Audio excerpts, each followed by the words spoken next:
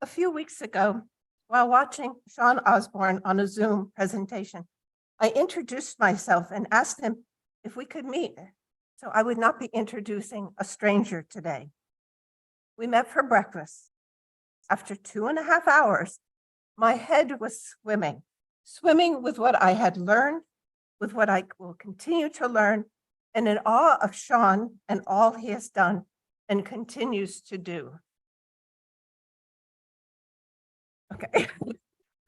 Sean earned his BS degree in civil engineering from Princeton, almost with a dual major in religious studies, and an MS in civil engineering from UMass Lowell. Currently, he is pursuing a diversity, equity, and inclusion in the workplace certificate from the University of South Florida, which I find interesting that it's in Florida. Sean founded and is principal of OSD Engineering Consultants. OSD is a veteran-owned consulting firm which provides resiliency planning, workforce training, and infrastructure design services. Sean and his wife, Dorothea, have lived in Lexington for more than 10 years. He is co-founder and past president of the Association of Black Citizens of Lexington. Sean was recognized as a 2021 Black Excellence on the Hill honoree by the Massachusetts Black and Latino Legislative Caucuses. Today, Sean will speak about the gradual abolition of slavery in the United States of America through the lens of two Black Civil War veterans with Lexington connections. We will learn about Juneteenth and why we should care. Please note that after Kiddush at 1 o'clock in the Walk Chapel, Sean will have a Q&A session for those wishing to hear more, including learning about Walker Day. In addition, you will be receiving follow-up information with links to important resources, including the ABCL website. It is my pleasure now to introduce you to our speaker, Sean Osborne.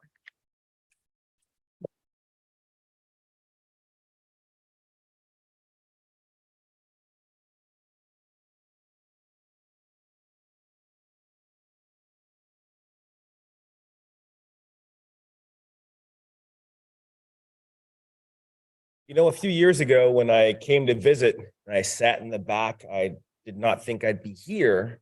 But it is so nice to be here. And I'd known that you were going to be reading Numbers and Joshua. I would have changed my text and referencing, but it's all the same, right? It's all about the story. You know, so you have the people of Israel, the chosen ones. They've left Egypt. They've been victorious. They've crushed 2 kings. And then they come to the promised land like, but we're grasshoppers. What? Same facts, different story, right? And that's basically what the message is of today, right? What's the story? Who tells the story? What story do we tell? What stories do we share? Same facts, different story. Okay.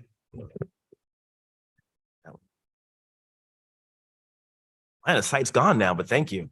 Thanks, Paul. And also want to say, I love the fact that you guys have streaming services so my parents can join from Virginia. So it's always nice to like, oh yes, sure, we'll be there, but I can't check, but no. So when Elizabeth Pressman invited me to speak, I thought, oh my goodness, people in Muna are such great planners. It's April. I know exactly what I'm going to talk about. I'm going to talk about Juneteenth and the importance of enforcing the Fair Housing Act. I had my plan. And then I met with them. I met with Elizabeth and Jonina in May, and we started talking. And Jonina said, "So, how did you get here?" And we started sharing stories about how we got to her house, breaking bread. And, you know, I had shared my story and Liz shared her story. And then we started bouncing off each other. I'm like, oh no, that's the story. That's the message. That's the fun part, right? That's why we come, right? We gather together to share the story. And then came where I was looking for a verse to tie it all together, and I didn't go to Numbers. A fun book for the beginning, and then you get sort of lost in the begats and everything else. And then, so I went to Joel. And Joel wrote, "Tell your children of it, and let your children tell their children, and their children to another generation. Tell your children about it in the years to come, and let your children tell their children. Pass the story down from generation to generation." So most of you know that, around that nice little piece, Joel graphically describes a plague of locusts ravishing fields and vineyards, depriving people of food. And then he promises the Lord will have pity on people of Israel and provide them a time of fruitfulness and peace. And that's life, right? We have the good times and we have the bad times. And in the midst of that, we hope, we trust, we pray that our Creator is still with us and hasn't forgotten us. Different versions of this story, this cycle, were taught me by my maternal grandmother, who was my church school teacher in a small Baptist church in East Texas, by my parents, and by others. What they didn't tell me was that it's how you tell your story that is so important. I didn't learn this lesson until much later when I visited Dachau. And I visited Dachau twice, both in the mid-90s and again in the late 2010s. So I ended up in Germany as a dependent child in the 1970s. My father was a Signal Corps officer who was part of an occupying force of army soldiers working to prevent Germany from starting another war. And he stopped the Soviet Union and the Warsaw Pact from taking over Western Europe. We lived along the East German border. I learned later on we were fodder. My father, my brother, and I visited Munich. We did not visit the Dachau concentration camp memorial site, which is only a few miles north of Munich. But since then, as an adult, I've visited twice. So in 1995 or so, I'm driving up to Dachau, and I'm surprised because I see this huge cross. I'm like, am I in the right place? What am I missing here?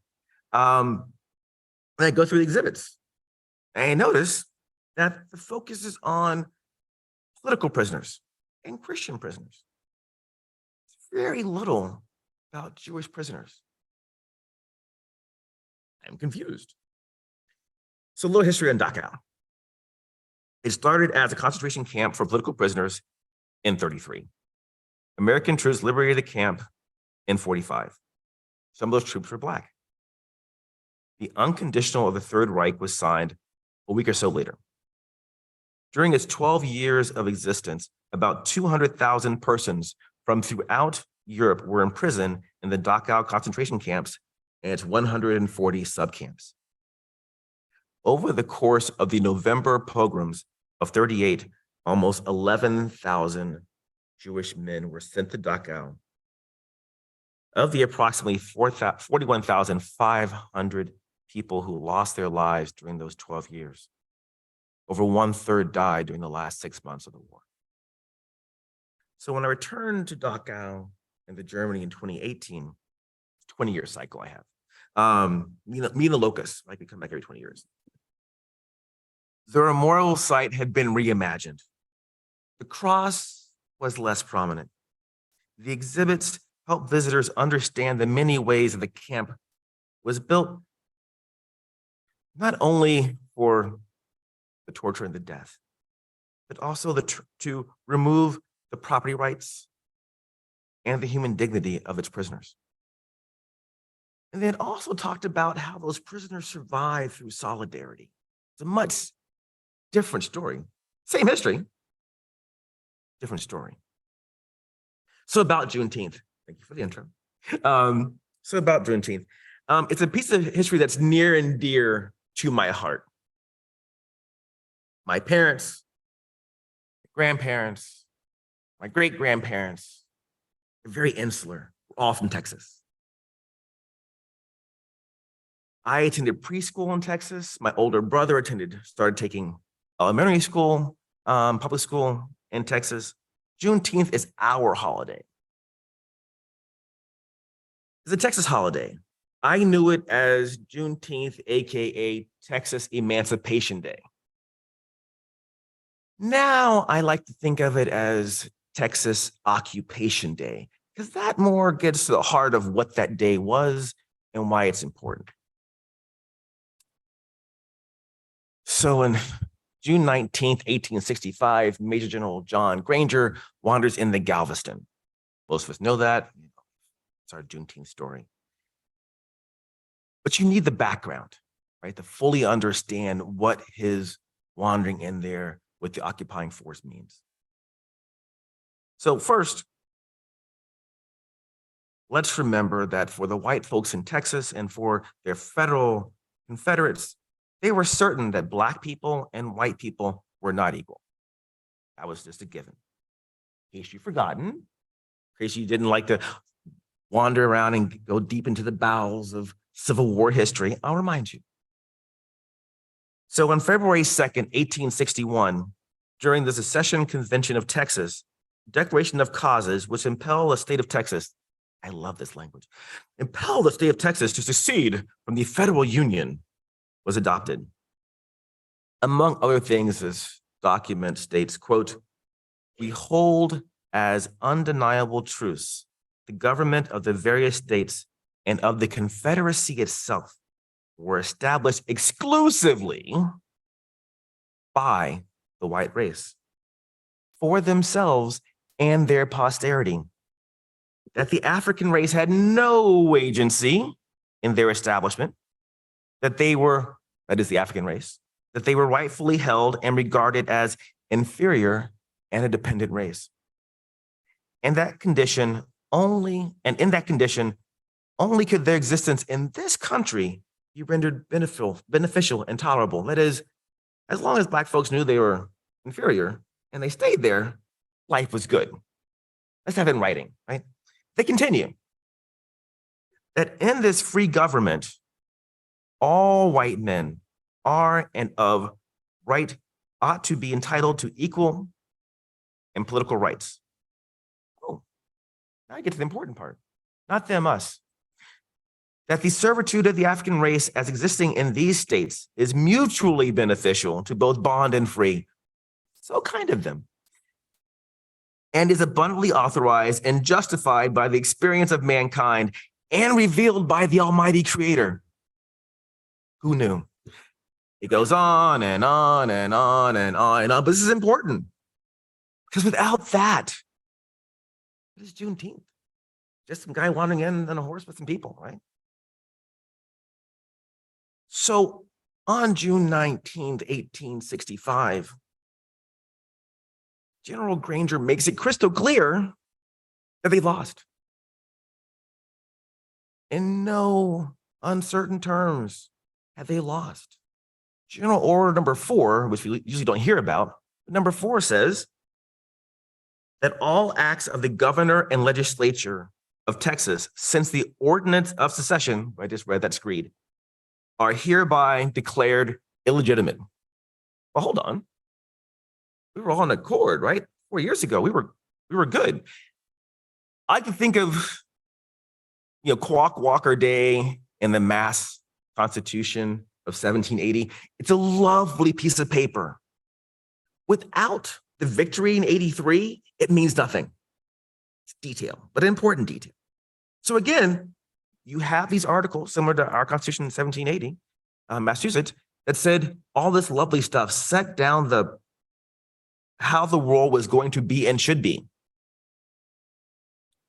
So then, because good victors are really, really mean, comes General Order number 3. It's read all over Galveston, at least 3 places, including at a Black church. The people of Texas are informed that in accordance with a proclamation from the executive of the United States, you know that guy who you told to go pound sand? All slaves are free. This involves an absolute equality of personal rights and rights of property between former masters and slaves. That wasn't by accident. This is intentional. And the connection heretofore existing between them becomes that between employer and hired labor. We just lost it. What just happened? Right? That's the beauty. Therein lies the celebration. As a friend of mine said when I was discussing this last month, oh, that's the poke in the eye. Yes, that's the poke in the eye.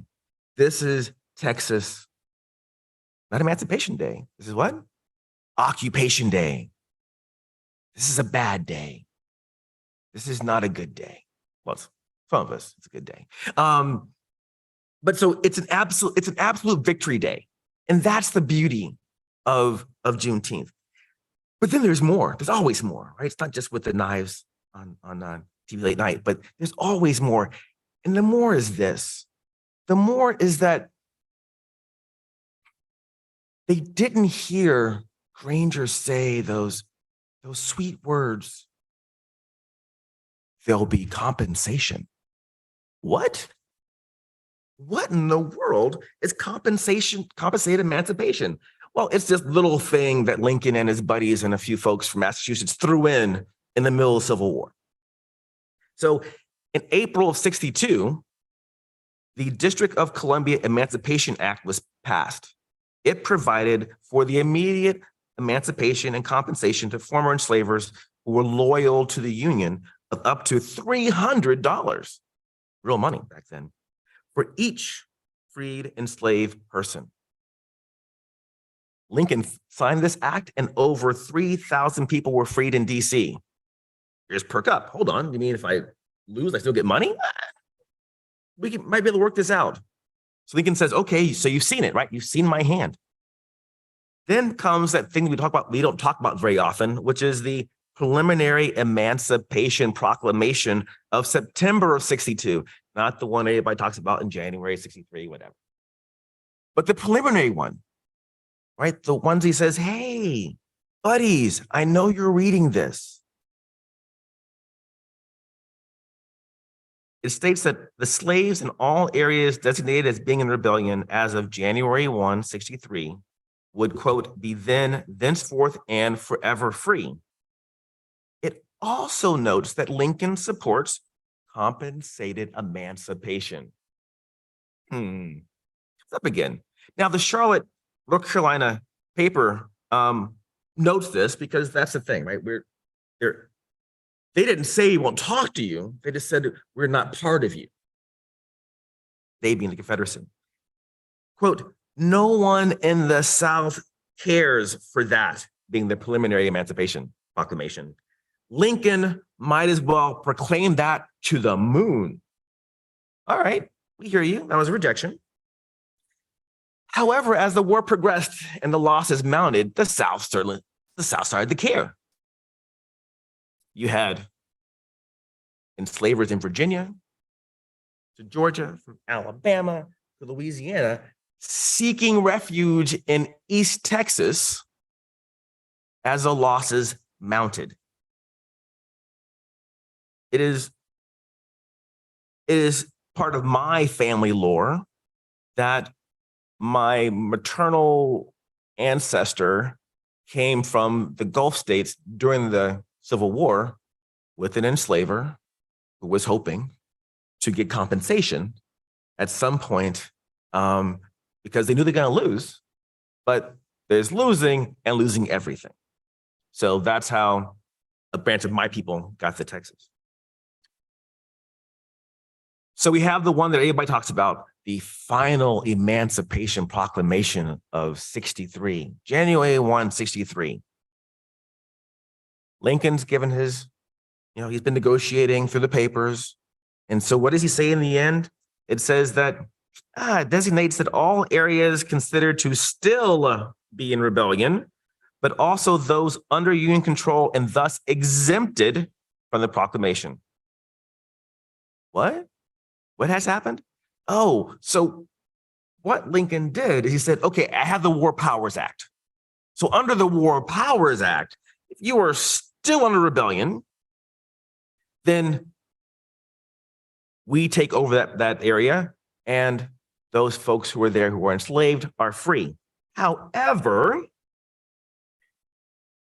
if you're in certain parishes in Louisiana, the city of New Orleans, several cities and counties in Virginia, including those that would become West Virginia, that the enslaved people in those Union occupied areas would not be emancipated. Small detail, but important. It's always the details. And then he says the important part, or part B of this talk.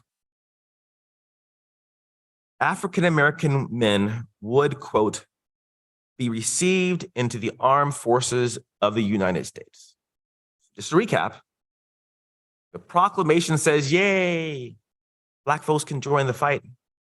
B, if we haven't already taken that territory from you and allowed slavery to continue, then when we get to the other areas, it will end. A little mixed message, right? A little more nuance, a lot more gray.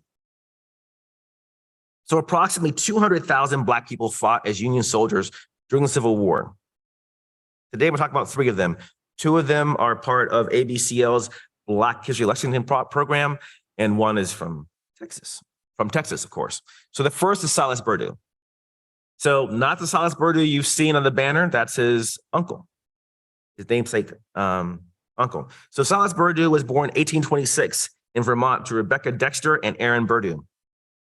He was a nephew and namesake of the American Revolutionary War soldier, Silas Purdue. No Purdue in Silas the Younger's family had been enslaved for over 100 years in 1826. Silas the Elder, his uncle, fought on the Battle of Concord in Lexington on April 19, 1775, along with his cousin Eli. Massachusetts, as was mentioned earlier, abolished slavery in 1783. There were no enslaved people in Massachusetts in the 1790 census. Vermont, who likes to say, but we were first, they weren't a state. A little detail, but important. We won.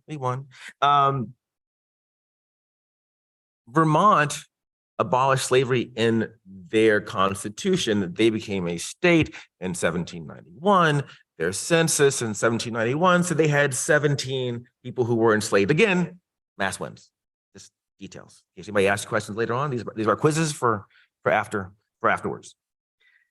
So during the Civil War, Silas Purdue did something very important. He enlists. He is 37 years old. I was in the military. I was out of the military and turned 37. I can't imagine walking in cold at 37 years old and saying, yes, pick me. I want to go. I want to serve. But he did. And for me, I imagine he wanted to serve because of that history. 100 years of seeking, of going your own way. 100 years of human dignity. 100 years of property rights. Why wouldn't he want that for others of similar complexion? So he joins the fight. And fortunately, he survives and is discharged in September of 65. The second veteran of the Civil War is Eli George Biddle. Now, Eli does have a banner. You've probably seen him on the out there on the downtown Lexington Ordnance Library. So, Mr. Biddle was born in Black Rock, Pennsylvania, around 1846, and living in Bart, Pennsylvania, in 1850. Now, Pennsylvania, unlike Massachusetts, which said slavery is abolished. Thank you for coming, everybody. Go your own way. Pennsylvania said, We're enjoying this sin. It keeps us warm at night. We like it. So we're going to go with gradual emancipation. And they passed that act, and they were proud of themselves. Husbands in the back, folks across New England said, me too. And so most of states of New England followed suit and did the gradual route. What does gradual look like? It looks like you pass legislation in 1780, and then you continue to have enslaved people in your state until after the 1840 census. That's what gradual looks like.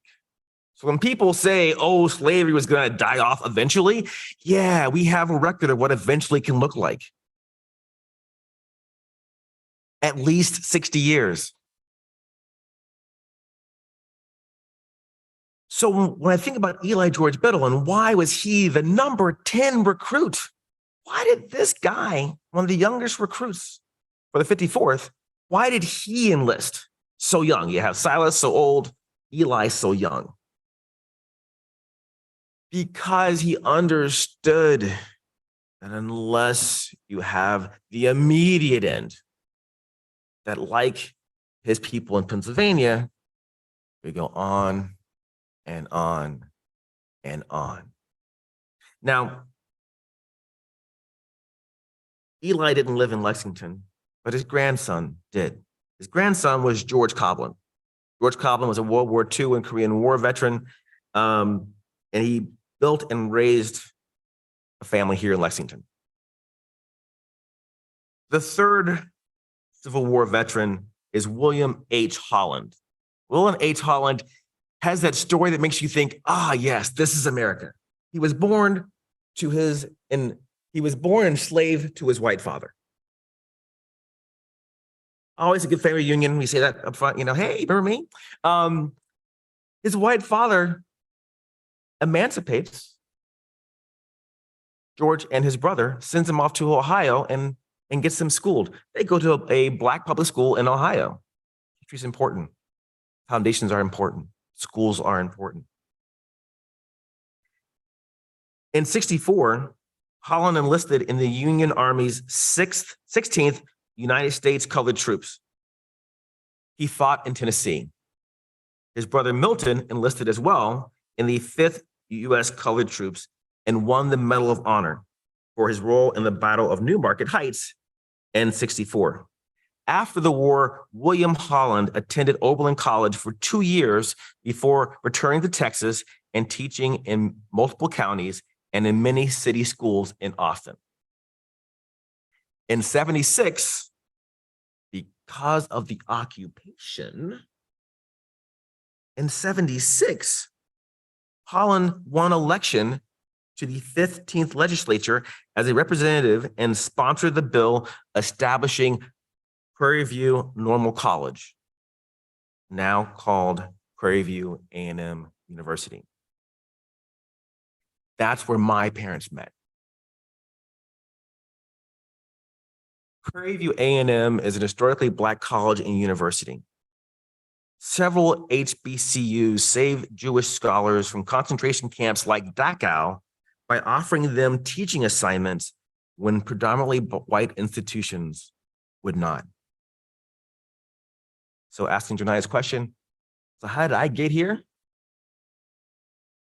The short answer, after less than half an hour, see, I listened. The short answer is Juneteenth.